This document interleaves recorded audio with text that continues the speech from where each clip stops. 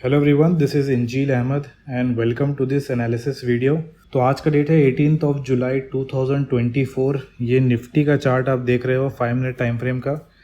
आज का मार्केट काफ़ी वॉलेटाइल था, ऊपर नीचे होता रहा। स्टार्टिंग का जो टाइम था उसमें ट्रेड करना बहुत मुश्किल था। जितने भी स्टॉक्स थे उन्होंने कुछ ऐसे स्टॉक्स थे जिन्होंने स्टार्टिंग में अच्छा अप ट्रेंड या डाउन ट्रेंड शो किया था, बट उसके बाद या तो वो साइडवेज में अटक गए या फिर जिन्होंने भी पुल बैक शो किया वो एक फेक ब्रेकडाउन देके ऊपर चले गए या फेक ब्रेकआउट देके नीचे आ गए। तो इस वाले पीरियड में इक्विटी ट्रेडिंग करना बहुत मुश्किल हो गया था। इवन अगर इंडेक्स में कोई ट्रेड कर रहा होगा ऑप्शंस में, तो भी हमको क्या है कि स्टार्टिंग का कुछ टाइम तो लग जाता है कई बार पहचानने में कि कहाँ पे सपोर्ट है, कहाँ रेजिस्टेंस है, कहाँ पे मार्केट रिएक्ट कर रहा है। तो यहाँ पे देख सकते हैं कि प्राइस गैप डाउन ओपन हुआ, नीचे आया, एक स्ट्रॉन्ग बुलिश मूव शो किया। तो बहुतों ने यहाँ पे एक लाइन ड्रॉ कर ली होगी या फिर यहाँ पे एक जोन मार्क कर लिया होगा कि यहाँ से अच्छा मूव देखने को मिला है। उसके बाद प्राइस यहाँ से वापस गिरा, तो यहाँ पे लोगों ने जोन मार्क कर लिया होगा। ठीक है, इसको थोड़ा क्लीन करते हैं। यहाँ पे एक जोन और यहाँ पे एक जोन।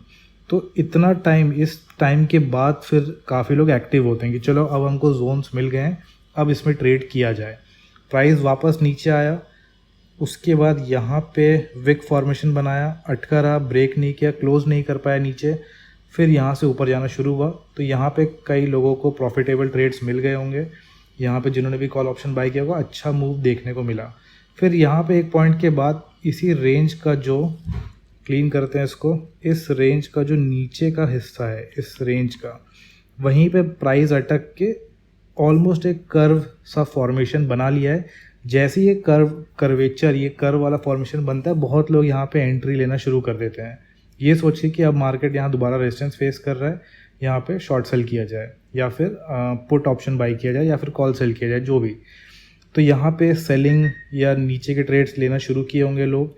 यहाँ पे सपोर्ट था, यहाँ तक का टारगेट रहा होगा, बट मार्केट ने सिर्फ एक कैंडल का मौका दिया, उसके बाद सीधा इसको ब्रेक कर दिया।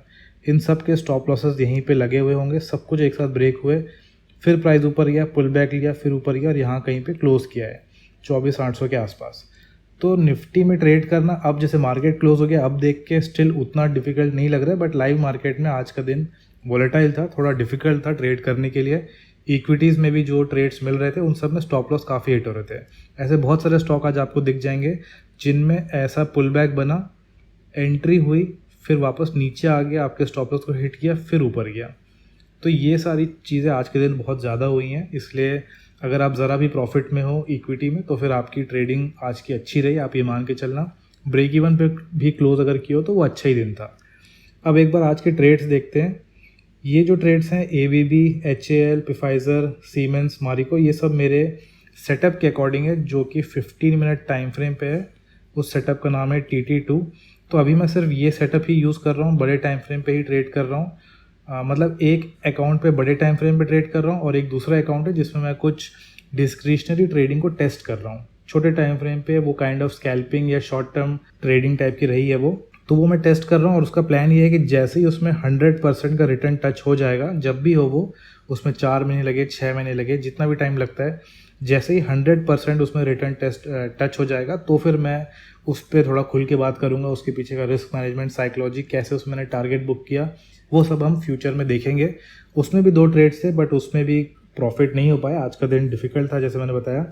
ABB में यहाँ पे एंट्री थी, यहाँ स्टॉप लॉस था, प्राइस नीचे गया, ऊपर आया, डे एंड होते होते ऑलमोस्ट स्टॉप लॉस हिट कर दिया था ये। नेक्स्ट था HAL का ट्रेड बस थोड़ा डिसेंट सा है, प्राइस नीचे आया, ऊपर आया। ये जो रेड लाइन आपको दिख रही है, ये VWAP लगा हुआ है, volume weighted average price.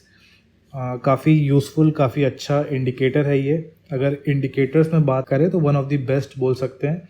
VWAP हो गया, बॉलिंजर बैंड हो गया, MACD, ADX, मूविंग एवरेजेस, ये सारे जो बेसिक मेन इंडिकेटर्स हैं, इनके थ्रू ही आप अच्छी ट्रेडिंग कर सकते हो। जो और भी बहुत सारे हैं, अगर आप इंडिकेटर की लिस्ट में देखोगे तो आपको 100-200 इंडिकेटर्स मिल जाएंगे, बट सबको यूज़ करने का कोई पॉइंट नहीं है। यही जो गिने चुने 5-7 इंडिकेटर्स हैं वो इनफ होते हैं, घूम फिर के सब ऑलमोस्ट सेम सा डेटा ही आपको रिप्रेजेंट कर रहे होते हैं एक डिफरेंट फॉर्मेशन में।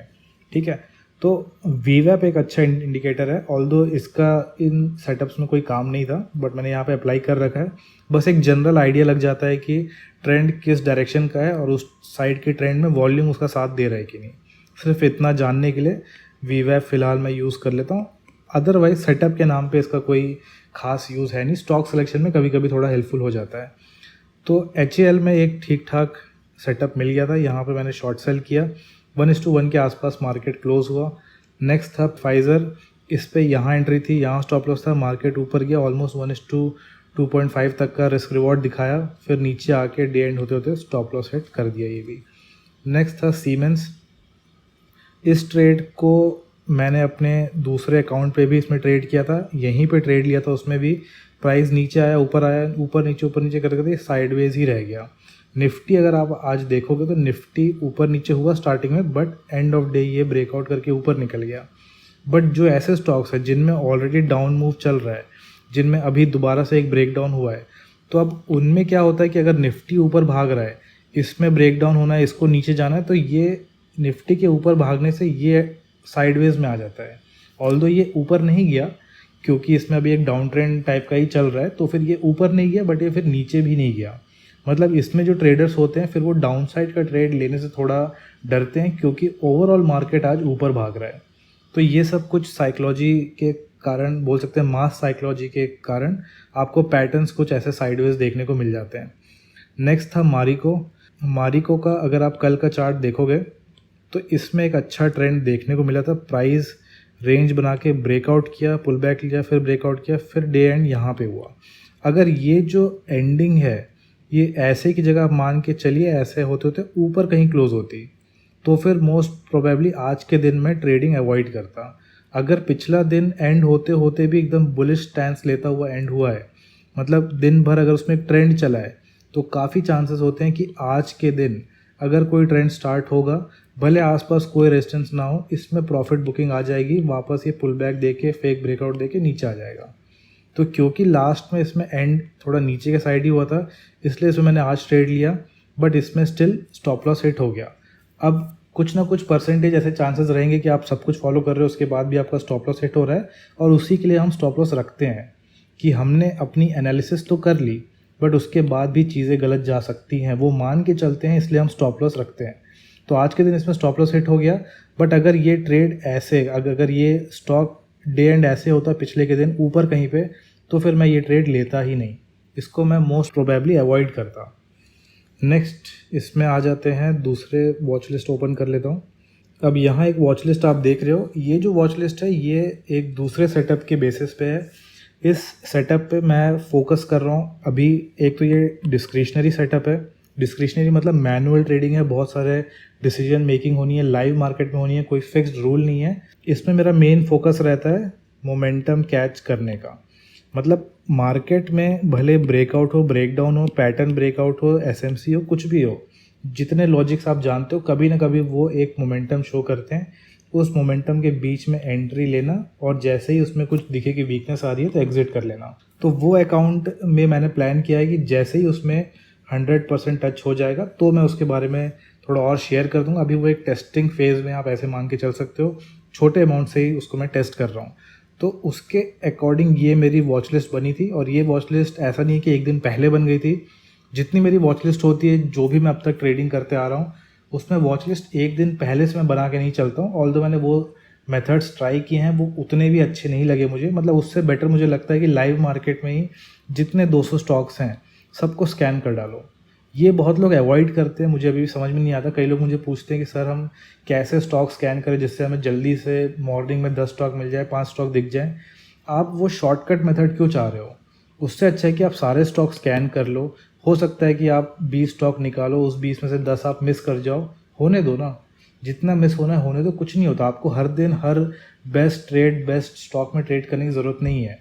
अगर आप हफ्ते में भी 2-3 अच्छे ट्रेड्स कैच कर लेते हो, उससे आपका मंथ प्रॉफिटेबल एंड हो जाएगा। पहले आपका फोकस होना चाहिए ब्रेक इवन पे आने का, पहली बात तो।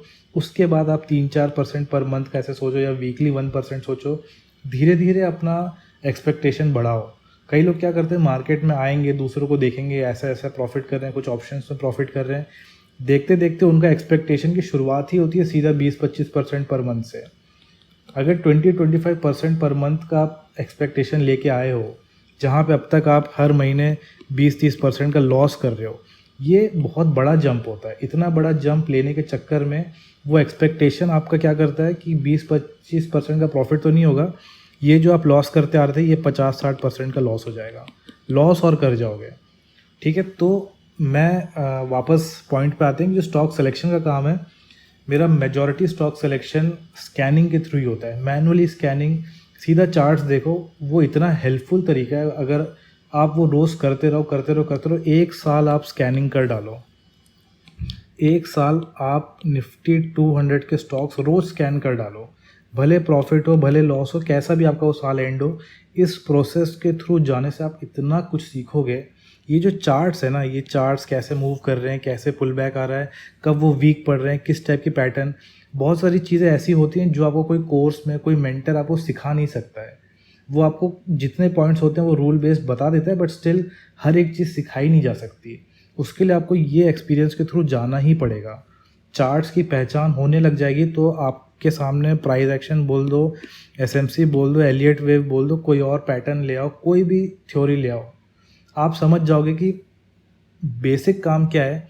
प्राइस एक्शन हो, एसएमसी हो, एलियट वेव हो, कुछ भी हो, बेसिक काम क्या है कि आप कोई रिपीटेड पैटर्न है उस पर आप काम कर रहे हो। अब वो ट्रायंगल पैटर्न को आपने रिपीट होते देख लिया है, या फिर कहीं से अच्छा मूव आता है फिर वापस वहाँ पे कोई ऑर्डर ब्लॉक बन गया उस पर आप ट्रेड कर रहे हो, जो भी आप मतलब इसके पीछे का लॉजिक आप कुछ भी दे दो, एंड ऑफ डे हम कर क्या रहे हैं, जो भी हम पैटर्न्स रिपीट होते हुए देखते हैं उस पर ट्रेड लेते हैं। हम मान के चलते हैं कि ये दोबारा रिपीट होंगे, इसकी प्रोबेबिलिटी ज़्यादा है। This is a game of probability. तो आप इस प्रोसेस के थ्रू जाओ, आपको फिर ये कुछ समझने सीखने की ज़रूरत नहीं पड़ेगी। आपके माइंड में ऑटोमेटिकली ये पैटर्न्स छपने लग जाएंगे कि अच्छा ये चीज़ मैंने बार बार होते देखी है, अब इस पर ट्रेड लेते हैं, अब इसके अराउंड कोई स्ट्रैटेजी डेवलप करते हैं। तो ऐसे आपको ट्रेडिंग सीखनी है। नए नए कॉन्सेप्ट रोज़ रोज़ सीखने का कोई फ़ायदा नहीं है। उससे अच्छा है कि पूरा 1 साल 200 स्टॉक स्कैन करो, रोज़ देख देख के आप बहुत कुछ सीख जाओगे। तो वैसे ही मैंने ये स्टॉक्स निकाले थे मैनुअल स्कैनिंग से। इसके पीछे कोई ऐसा वो नहीं है कि कोई चार्टिंग स्कैनर हो या कहीं से मुझे फ़िल्टर आउट हो के स्टॉक्स मिल जाते हो। तो मैनुअल स्कैनिंग के थ्रू ये स्टॉक्स मिले। इसमें SBI लाइफ और सीमेंस से मेरा ट्रेड हुआ था। SBI लाइफ में स्टॉप लॉस हिट हो गया, यहाँ एंट्री थी, यहाँ स्टॉप लॉस था, विद इन 2-3 कैंडल्स इसमें स्टॉप लॉस हिट हो गया। सीमेंस में मैंने जैसे बताया, इसमें डाउन मूव तो अच्छा चल रहा था, बट निफ्टी क्योंकि ऊपर जाने लग गया तो इसमें ये साइडवेज में ही अटका रह गया। तो डे एंड होते होते ये छोटे से लॉस में एंड हुआ। और जो बाकी हैं जैसे कि जस्ट डायल हो गया, अब जस्ट डायल में देखिए इसमें 20% का अपर सर्किट लग गया। जिस टाइम पे मुझे पहली अपॉर्चुनिटी दिखी थी उस टाइम पे ये ऑलरेडी 10-12% का मूव शो कर चुका था। फिर सेकेंड अपॉर्चुनिटी तक ये 16-17% मूव हो चुका था। तो जब कोई स्टॉक 10-12%, 16-17% मूव हो गया है तो उसमें कई लोग सोचते हैं कि अब सर इसमें ट्रेड लिया जाए कि नहीं लिया जाए। तो इसका जो डिसीजन है वो आप इसका पहले चार्ट में देखो या स्टॉक का देखो कि अपर सर्किट कहाँ पे है। इस केस में देखिए यहाँ जो मेरा एंट्री होती है, यहाँ मेरा स्टॉप लॉस होता और मुझे दिख रहा है कि इसका जो अपर सर्किट है वो 20% पे है, मतलब वहाँ जाके प्राइस अटकेगा तो ज़रूर अटकेगा। तो जब 1:1 का डिस्टेंस भी नहीं तो इसमें ट्रेड करने का कोई लॉजिक नहीं बनता। जब हम निफ्टी 50 की बात करते हैं उसमें कई लोग मुझे पूछते हैं कि सर इस स्टॉक में 3-4% का मूव आ गया तो आपने उसमें ट्रेड क्यों किया। तो उसमें आप देखिए कि आप जिस भी स्टॉक में ट्रेड करने जा रहे हो, सबसे पहली चीज़ उसमें चेक करो कि उसका अपर सर्किट कहाँ पे है। ठीक है, भले कितने परसेंट का भी मूव उसमें आ चुका हो, 3% हो, 4 हो, 7 हो, 10 हो, 12, 15 जो भी हो, अपर सर्किट टच देखो कि वो कहाँ पे है। वो आपको उस स्टॉक के डिटेल में ही दिख जाएगा। अपर सर्किट आपने मार्क कर लिया, आपको पता है कि स्टॉक अभी इतना % मूव हो चुका है, यहाँ आपकी एंट्री होनी है, यहाँ स्टॉप लॉस होना है। फिर देखो कि अपर सर्किट और आपके एंट्री के बीच में कितना डिस्टेंस है, क्या आपको मिनिमम 1:2 मिल रहा है। अगर 1:2, 1:3 तक का उसमें डिस्टेंस है, उसमें गैप है, तो वो आप ट्रेड ले सकते हो। ठीक है, तो सबसे पहले आप ये चेक कर सकते हो। सेकंड चीज़ आप क्या चेक कर सकते हो, उसी स्टॉक का आप डेली टाइम फ्रेम का चार्ट खोल लो। बहुत सिंपल सा ऑब्जर्वेशन है ये। चार्ट ओपन करके आपको बस ये देखना है कि आज का दिन आप भूल जाओ, ये वाला डे भूल जाओ। आप देखो कि अगर आज के दिन लेट्स से कि इस केस में देखते हैं कि 10% का मूव आ चुका है। अब मैं ये देखूंगा कि क्या इसके पहले कोई ऐसी कैंडल दिख रही है जो इस कैंडल से भी बड़ी बनी हो। मान लीजिए कि ऐसी कोई कैंडल यहाँ बनी हुई होती, तो मैं मान के चलते कि अच्छा इस स्टॉक में इतने बड़े बड़े मूव्स भी आते हैं, तो इसमें मैं ट्रेड ले सकता हूँ।